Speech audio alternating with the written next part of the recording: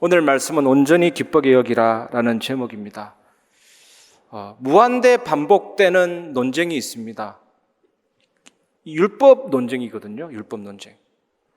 진짜 율법적인 사람도 있어요. 그런데 복음 누리는 사람이 그 사람 보고 율법적이다 하는 자체가 율법입니다. 그러면 그 말을 받은 사람 해명하는 자체가 율법입니다. 이러면 주님 재림할 때까지 논쟁이 될 수밖에 없어요. 그 율법 논쟁은 하나님 원하는 게 아니고 또 끝없이 반복되는 논쟁이 있으면 절대 주권 논쟁입니다. 하나님이 나를 향한 절대 주권이 있고 반대편에 절대 주권이 있고 이런 식으로 따지면 주님 재림할 때까지 끝이 안 나요. 그래서 우리가 그걸 찾는 게 아니고 완전한 그리스도 하나님의 나라 성령의 역사 그걸 발견하고 자꾸 누리면 됩니다. 138 누리면 하나님이 다른 거 다 하시잖아요. 그걸 하나님이 원하시거든요. 그래서 치유의 결론이 데살로니가전서 5장 16절 18절 항상 기뻐하라 쉬지 말고 기도하라 범사에 감사하라 이것이 그리스도 예수 안에서 너희를 향하신 하나님의 뜻이니라. 항상 기뻐하라는 말이 뭡니까? 응답 속에만 기뻐하지 말고 위기 속에도 기뻐해라. 증거 속에서만 기뻐하지 말고 환난 속에서도 기뻐하라 그거잖아요. 쉬지 말고 기도하라가 뭡니까? 응답이 오면 응답으로 끝나는 거 아니잖아요. 큰 계획이 있거든요. 그러니까 기도하는 겁니다. 문제가 오면 또 하나님의 계획 바라보며 기도하고 이러면 쉬지 말고 기도할 수밖에 없는 것이고 범사에 감사하라.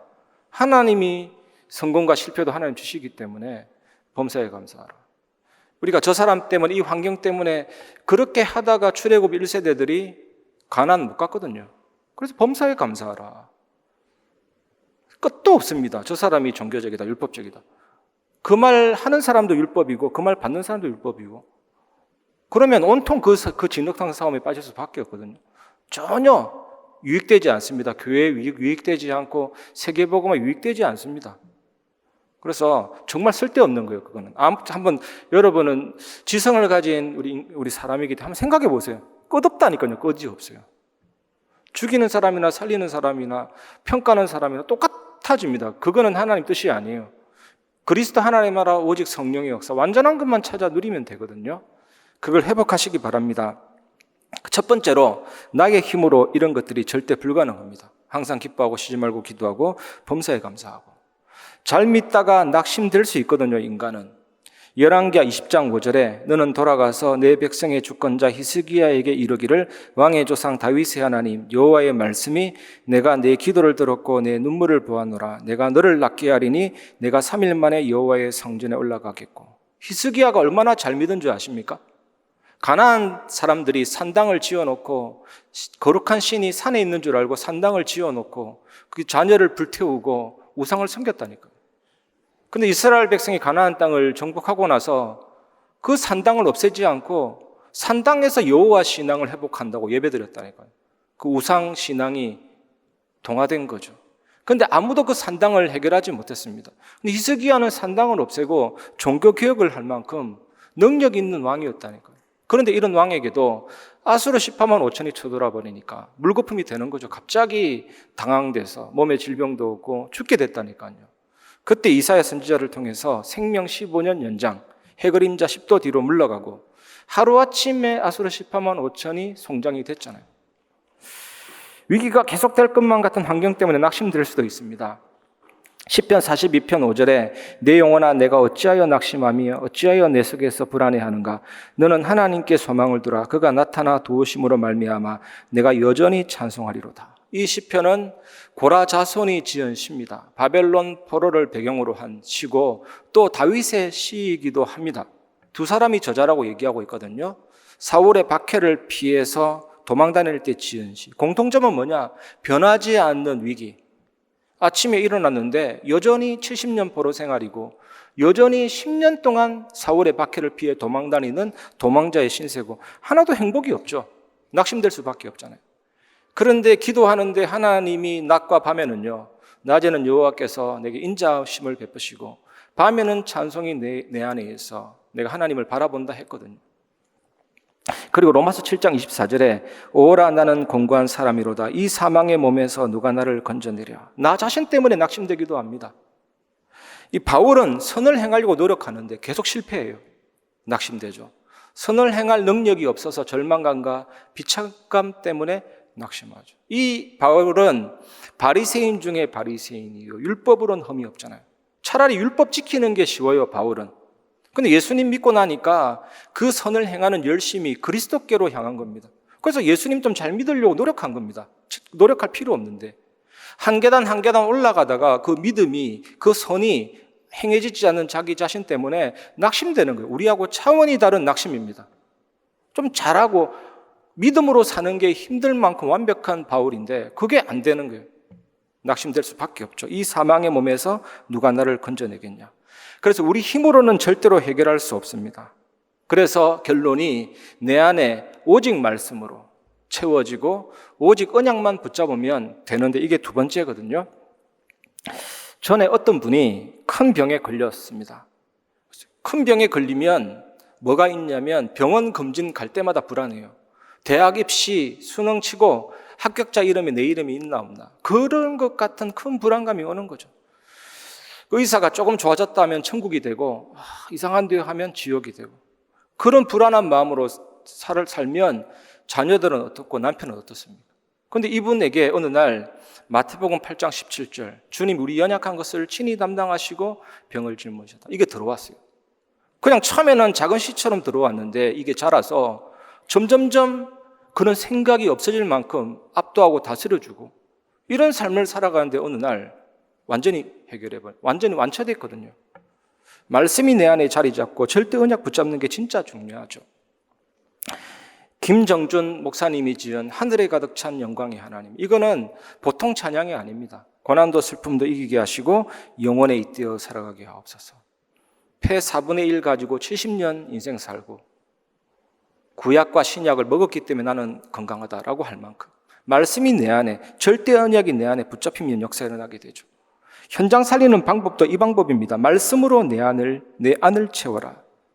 사도행전 18장 5절에 실라와 디모데가 마게도냐로부터 내려오매 바울이 하나님의 말씀에 붙잡혀 유대인들에게 예수는 그리스도라 밝히 증언하니. 붙잡히다는 말이 뭐냐면 바이러스가 내 안에 침투해 들어오면요 나를 붙잡게 되죠. 이 병균이 들어오면 나를 억누르게 되죠. 잠복기를 거쳐서 완전히 나를 장악하게 되죠. 이게 붙잡는다. 말씀이 나를 장악하고 붙잡고 좋은 쪽으로 억누르고 사로잡아 버리면 역사가 일어나게 되는 겁니다. 여러분 왜 염려하십니까? 왜 불안하십니까? 제가 한마디로 말씀드리면 말씀 빈약, 말씀 영양실조, 복음 누림 빈약일 수 있어요. 정말 마태복음 8장 17절 하나 붙잡고도 불치병 이기는데 진짜 말씀이 내 안에 가득 들어오면 어떻게 되겠습니까? 이런 눈으로 현장을 보면 어떻게 되겠습니까? 이런 상태로 사람을 보면 어떻게 되겠습니까? 중요한 응답이 일어날 수밖에 없죠. 바울이 말씀에 붙잡혔다니까요. 여러분이 말씀으로 채워지고 말씀으로 붙잡히기를 주님의 이름으로 축복합니다. 히브리서 4장 12절에 보면 하나님의 말씀은 살아있고 활력이 있어 좌우의 날선 어떤 검보다도 예리하여 혼과 영과 및 관절과 골수를 찔러 쪼개기까지 하며 또 마음의 생각과 뜻을 판단하나니. 말씀은요 나의 영혼을, 말씀은 나의 마음과 생각과 뇌와 모든 신경과 모든 삶을, 우리 귀 뒤에도 신경이 지나가요. 귀 겨드랑이 상위에도 중요한 신경이 지나가고 이 넓적다리와 종아리 사이에 움푹핀 그곳에도 온몸의 신경과 모든 삶이 다 살아나는, 그래서 능력의 말씀이 들어와서 영혼과 의식과 무의식과 잠재의식과 모든 삶에 만물이 벌거벗은 듯이 드러날 만큼 확실하게 치유하는 능력의 말씀이 내 안에 들어와 버리면 되잖아요. 붙잡히면 되잖아요. 그래서 여러분 불치병자를 만나 누구를 만나든 확실한 답이 있습니다. 이 사람 속에 말씀이 계속 들어가면 돼요. 오염된 물에 맑은 물을 집어넣어서 결국에는 맑은 물로 만들면 돼요. 그게 역사입니다. 그래서 함부로 낙담할 필요 없어요. 의사 한 말이 과학적이라도 그 말 들으면 불신앙 생길 수밖에 없습니다. 보이는 환경 쳐다보면 낙심될 수밖에 없습니다. 그게 진짜가 아니라니까요. 언약이 붙잡혀지고 말씀이 들어가고 복음이 충만하면 기적이 일어나게 되죠. 저는 그런 확신이 있습니다. 치유 다락방 다른 거 없어요. 말씀이 넘쳐버리면 돼요. 말씀이 흘러 들어가서 완전히 채워지면 돼요. 그게 능력입니다. 그래서 우리 능력이 필요 없고 하나님의 능력의 말씀과 복음은 살리고 고치고 회복합니다. 요한삼서 1장 2절에도 사랑하는 자여 내 영혼이 잘된 같이 내가 범사에 잘되고 강건하기를 내가 간구하노라. 영적 상태가 회복이 돼버리면 육신의 상태, 삶의 상태도 하나님의 역사가 일어날 수밖에 없죠. 그래서 뭡니까? 오늘 본문 제목이 야고보서 1장 2절 내 형제들아 너희가 여러 가지 시험을 당하거든 온전히 기쁘게 여기라. 이것이 내 능력이 아니잖아요. 하나님의 능력으로 이렇게 되어집니다. 내 안에 말씀이 계속 채워지면 저절로 기도 24의 비밀을 누리게 되죠. 저는 전에 제가 새벽 예배 때도 말씀드렸지만 장어를 어떤 목사님과 함께 먹었거든요. 진짜 스태미나 음식인 게 점심 때 먹었는데 저녁도 안 먹고 아침도 안 먹을 만큼 배가 충분한 거 있죠. 점심 때 뷔페 먹으면 저녁 먹기 싫잖아요. 말씀이 내 안에 들어와 버리고 나를 장악하면 내 생각이 장악되게 됩니다. 자꾸 내 생각이 올라오고 내 염려가 올라오고 내 판단이 올라오고 말씀이 빈약해서 그래요. 정말 내 안에 들어와서 잡아주면 돼요. 의사 말 듣고 상황 보고 죽는 줄 알았는데 이 집사님이 어느 날 말씀이 장악해버리니까 역사 일어나잖아요. 간단합니다. 내 안에 충만하게 들어와 버리면 끝입니다. 우리가 할 게 없어요. 저는 그 확신이 있거든요. 어느 날 내 안에 완전히 들어와 버리면 끝이다. 그 어떤 것도 해결할 수 있습니다. 이 비밀을 여러분 누리시기 바랍니다. 그래서 내 안에 말씀이 채워지면 언약을 굳게 붙잡으면 모든 것이 기도로 연결됩니다. 이게 24거든요. 칭찬 너무 듣기를 좋아하지 마세요. 칭찬보다 나를 평가해주고 비난하는 말들이 하나님의 음성으로 들리기 시작한다니까요. 진짜로. 그리고 혹시 실수할 때도 낙심할 필요 없어요. 굉장히 내 인생을 갱신시키는 하나님의 음성으로 다가온다니까요. 정말 큰 은혜예요. 하나님의 음성이 들려오기 시작하고 기도로 모든 표절이 다 맞춰지기 시작하죠. 욥기서 42장 3절에 무죄한 말로 이치를 가리는 자가 누구니까 나는 깨닫지도 못한 일을 말하였고 스스로 알 수도 없고 헤아리기도 어려운 일을 말하였나이다. 욥이 나는 내가 뭔 잘못했다고 정당하다. 그 친구들은 뭡니까? 네가 죄를 지어서 그렇다. 하나님은 뭐라고 하십니까? 둘 다 틀렸다. 내가 천지를 창조할 때 너희들이 어디에 있었냐? 그 무지한 말로 이치를 가리는 자 누구니까 하면서 할 말을 잃어버리게 된 겁니다. 하나님이 하시고 하나님이 역사하신다. 크로스비가 어느 날 갑자기 생뚱맞게 나는 눈 안 보여도 괜찮습니다. 그렇게 얘기한 게 아니에요. 다른 사람은 눈을 보고 쳐다보지만 나는 눈을 감았지만 하나님이 바라봐집니다. 어느 날 갑자기 그렇게 된 거 아니에요. 크로스 할머니가 잘했다니까요. 무엇을 잘했냐? 요한복음 9장 1절 2절 날 때부터 맹인된 사람 누구 죄냐 따졌잖아요. 그런데 예수님이 누구의 죄도 아니고 하나님이 하실 일 나타내고 영광을 나타낼 것이다. 크로스비가 그거 듣고 어느 날 깨달아졌다. 말씀이 들어와 버리고 크로스비를 장악해 준 거예요. 아, 내 눈이 먼데도 하나님의 계획이 있군요. 그래서 백합화를 만지게 하고 새소리 듣게 하고 모든 걸 기도로 연결시키는 그 일을 크로스비 할머니가 했잖아요. 그래서 미국인이 제일 존경하는 인물이 크로스비거든요. 이겁니다, 여러분. 사무엘하 16장 10절에 왕이 이르되 스루아의 아들들아 내가 너희와 무슨 상관이 있느냐? 그가 저주하는 것은 여호와께서 그에게 다윗을 저주하라 하심이니 내가 어찌 그리하였느냐 할 자가 누구겠느냐 하고 다윗에게 언약이 없었다면 모든 것을 기도로 연결시키는 비밀이 없었다면 그 별거 아닌 시므이가 저주할 때 뭐야 저 XX 이래 나갔겠죠. 그런데 여호와께서 나를 저주하라 했다. 기도의 비밀을 누리고 기도가 연결되는 사람은 그렇게 고백할 수가 있어요. 모든 걸 달게 받을 수 있죠. 너무 답니다. 하나님이 하시는 일이기 때문에 감사할 수밖에 없는 것이죠. 그래서 여러분 지난주 강단 결론 꼭 누리시기 바랍니다. 하나님의 음성을 듣는 기도. 다윗이 언제 승리한 줄 아십니까?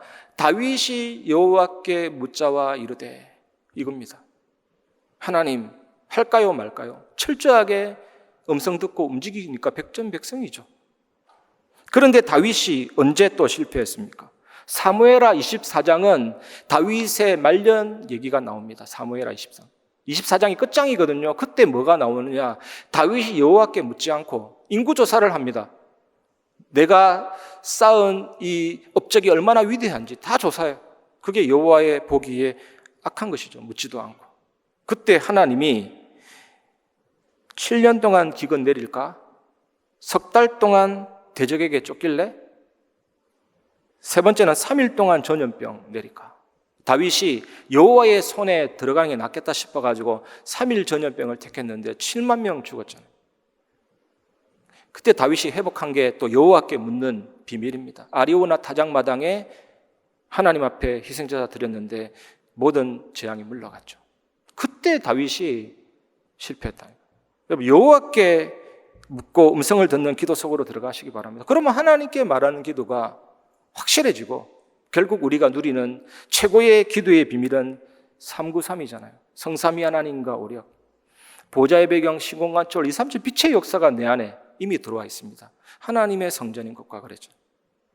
형상과 영혼과 삶을 살려서 전무후무하게 만들고 3시대, 목회자, 중직자, 렘넌트 살리는 증인됩니다. 이 축복 누리시고 승리하시기 바랍니다. 결론을 말씀드리면 그러면 저절로 회복되어지는 것이 있죠. 언약궤가 중요한 게 아니에요. 언약을 성취하신 하나님을 보라고 언약궤가 있는 거죠. 이 엘리 제사장의 두 아들이 언약궤를 미신처럼 섬겼다니까요. 이스라엘 백성들이.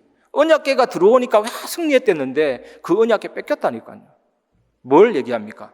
언약궤가 중요한 게 아니다. 언약을 성취하시는 그 하나님이 중요하다. 하나님 중심, 성경 중심, 교회 중심. 이게 칼빈주의, 계획주의 신앙의 핵심입니다.